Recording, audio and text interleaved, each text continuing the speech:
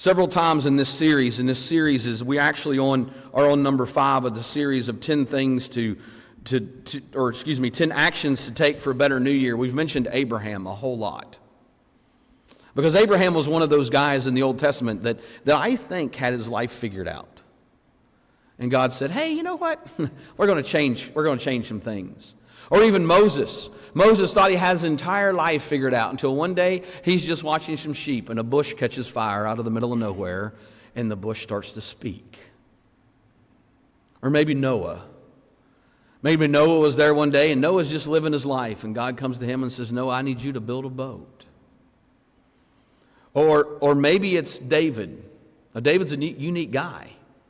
Maybe David's just watching sheep one day and he just happens he couldn't be in the army at the time. We say sometimes he was the smallest. There's probably some scholarly discussion about that for other reasons. But David goes just to take lunch, just to take some food to his brothers and checks on his brothers. And off in the distance, there's this we perceive this big, ugly, 9-foot, 9-inch mammoth of a man screaming at God's people. And the little smart aleck, as his brothers would say. David says, are you guys going to do something about this? Or maybe it's like Peter.